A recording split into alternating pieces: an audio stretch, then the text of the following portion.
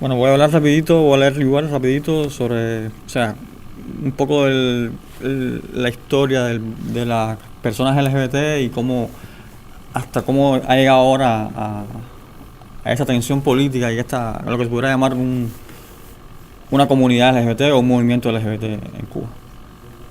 Las Las preocupaciones compartidas por diversas expresiones organizativas LGBT en Cuba engloban tres problemáticas fundamentales: el incumplimiento del Estado cubano de obligaciones internacionales relevantes para la protección de los derechos de las personas LGBT, los impactos negativos de las nuevas configuraciones socioeconómicas sobre la garantía de estos derechos y la ausencia de garantías para que las expresiones organizativas puedan gozar del derecho a la libre asociación. Históricamente, la sociedad cubana ha estado marcada por un profundo machismo y homofobia con elementos heredados de la subordinación colonial a España y su influencia católica, y más tarde de una subordinación política ideológica a los experimentos comunistas del siglo XX, con la Unión Soviética a la cabeza. Tal combinación, junto a las dosis autoritarias propias de los liderazgos de la isla, hicieron que el proceso de conocido como Revolución Cubana generara una evidente institucionalización de la homofobia, a lo que se agregó la estigmatización política de las personas LGBT, identificadas como agentes del imperialismo, contrarrevolucionarios, entre otros epítetos. Se debe reconocer, no obstante, algunos avances durante la segunda mitad de la década del 80, donde comienzan a darse algunos cambios, como la fundación del Menjunje en Santa Clara, el primer establecimiento estatal donde personas LGBT tuvieron un espacio de expresión, la eliminación de la Ley de Ostentación Pública y la fundación del Centro Nacional de Educación Sexual, CNSEX, institución que años después tendrá una labor significativa en la visibilización y sensibilización sobre las temáticas LGBT y jugará un rol decisivo en las nuevas configuraciones y conflictos de la comunidad LGBT cubana. Pero fue la crisis económica de la década del 90, conocida como periodo especial, el momento de mayor cambio social sobre la percepción de las personas LGBT.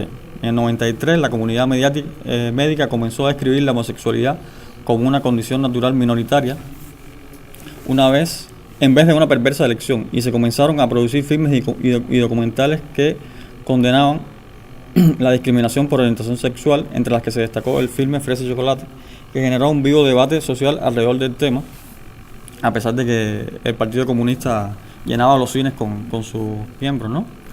En el contexto inmediato es posible aún verificar la permanencia de cambios institucionales favorables a la lucha contra la discriminación por orientación sexual e identidad de género. El ejemplo más visible y de mayor impacto ha sido el CNSEX, porque promovió desde 2008 las operaciones de reasignación sexual gratuitas para mujeres trans, así como la celebración pública de las jornadas contra la homofobia, inicialmente en la capital del país, pero actualmente extendida hacia todas las provincias.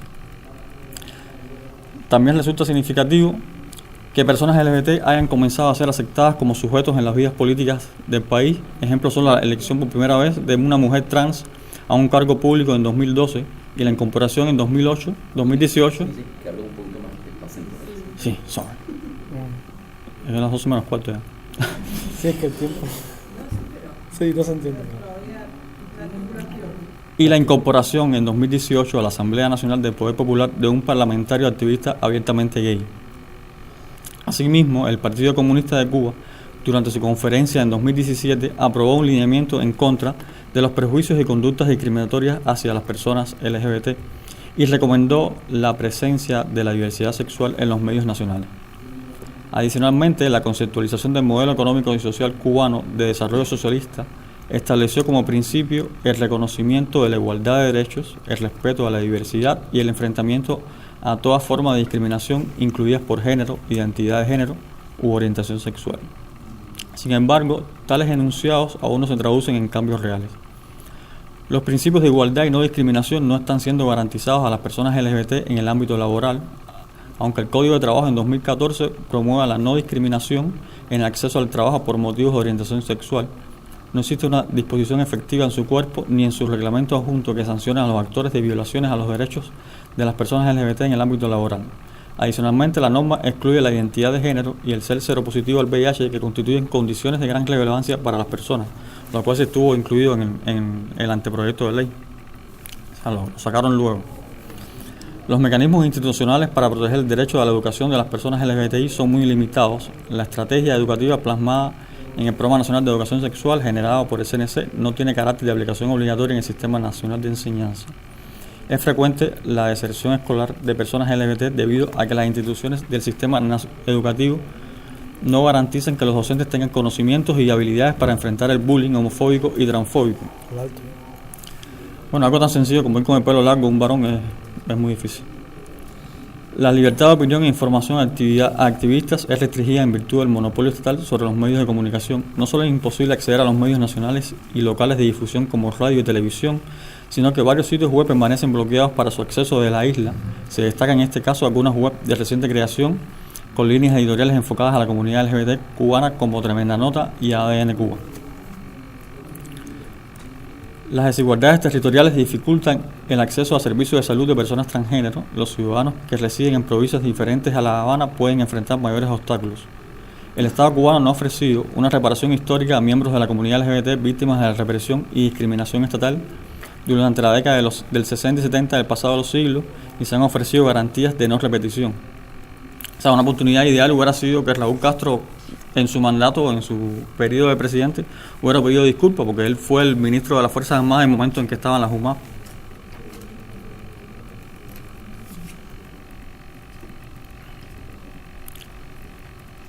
Pero más allá de no perseguir cambios reales, es posible identificar el crecimiento de una dura beligerancia al interior de una incipiente comunidad LGBT hacia la burocracia cubana y sus agencias represivas. El proceso de reforma constitucional, por ejemplo, reveló tensiones al interior de la sociedad cubana frente al derecho a la igualdad para las personas LGBT. El concepto de matrimonio propuesto para la nueva constitución fue eliminado, en lo que muchos consideraron un pacto no público entre las iglesias cristianas y el Estado cubano, después de registrarse movilizaciones de grupos religiosos fundamentalistas para oponerse a la reforma. El Estado cubano pospuso el tema del matrimonio para llevarlo nuevamente a debate popular en un periodo de 2 años como parte de un nuevo código de familia, el cual será llevado a referéndum. La Constitución finalmente aprobada por el Parlamento incluyó en su artículo 82 referencias a las familias y el matrimonio, pero sin ofrecer derechos concretos a las parejas no heterosexuales.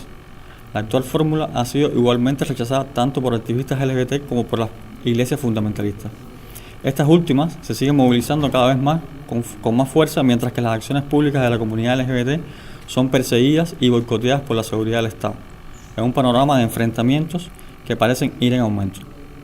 Es entonces posible hablar de una persistencia del contexto de represión contra la sociedad civil independiente, que también afecta a expresiones organizativas LGBT y persisten obstáculos a la libre asociación y reconocimiento legal de organizaciones LGBT, lo que desestimula el crecimiento y organización de la sociedad civil. La hegemonía del CNC se interpreta por un sector cada vez más creciente de la comunidad como un monopolio de la representación que excluye la diversidad de expresiones organizativas y deslegitima la existencia de otras alternativas. Algunas áreas de incidencia en estas luchas rebasan los alcances y misiones de esas instituciones estatales que no llegan a abarcar toda la complejidad sociocultural, económica y política de la defensa de los derechos de la comunidad LGBTI cubana. Por ejemplo, la Jornada Nacional contra la Homofobia y la Transfobia, que organiza anualmente el CNC, promueve agendas políticas ajenas a los intereses directos del público LGBT y han sido espacios para actos de represión a defensores y defensoras LGBT de derechos humanos. La policía viola el derecho a la no detención arbitraria y el derecho al debido proceso. Hace apenas unas semanas, el 4 de julio, trascendió en redes sociales cómo agentes de la policía en pleno malecón habanero agredieron violentamente a Jordan Gómez y Santiago Amador, promotores de salud del CNC y parte de la red Transcuba, y fueron multados con 2.000 pesos por el delito de resistencia. También hemos colectado reportes de casos de violencia física en provincias fuera de La Habana. Una encuesta aplicada por el proyecto Arcoiris refleja el rechazo del público LGBT hacia la actual policial, pues el 76%, mayormente hombres gay, incluyó entre sus demandas no ser acosado por la policía. Por otra parte, el Estado restringe el uso del espacio público. Los activistas de la sociedad civil independiente se ven impedidos de expresar su descontento y o demandas y llegan a ser reprimidos violentamente, incluso en los espacios fomentados por las propias instituciones estatales. Un ejemplo significativo fue la represión violenta a activistas del proyecto Arcoiris en 2016 por miembros de la policía política vestidos de civil para impedir que mostraran un cartel que denunciaba la represión policial contra esa comunidad. Represión que había aumentado justamente durante la jornada. Más recientemente, en mayo de este año, con el afán de impedir la realización de una marcha LGBT independiente y pacífica autoconvocada en las redes sociales, activistas debieron sufrir el acoso directo sobre sí o sus familias, interrogadas y amenazadas por los represores, incluso en sus propias casas. Otras fueron secuestradas por agentes vestidos de civil y retenidos en calabozos comunes, violando el debido proceso y sin órdenes judiciales. Algunos de quienes lograron participar fueron violentamente arrestados y golpeados frente a la prensa nacional acreditada en Cuba. La represión fue antes, durante y después de la marcha. Todo esto nos hace cuestionarnos qué posibles vínculos es posible establecer entre las realidades político-económicas y los derechos y expresiones autoorganizativas de la comunidad LGBTI cubana. La llegada de nuevas formas productivas y propiedad de la realidad económica cubana han sucedido sin un diálogo que incluya a las llamadas minorías, por lo que estas nuevas formas han nacido con las deformaciones típicas de sus pares estatales. A pesar de ello, en los últimos años, nuevos hostales, bares, fiestas, playas, eventos deportivos, experiencias e incluso un hotel propiedad del gobierno se han declarado gay friendly, por lo que el llamado dinero rosa también llega a la isla. El primer hotel de lujo pensado para la comunidad LGBT es un complejo de 5 estrellas en la playa Playuela, junto a un costado de Cayo Guillermo, que contará con 248 habitaciones, además de albergar 5 restaurantes, 3 bares, sala de animación y actividades relacionadas con deportes acuáticos.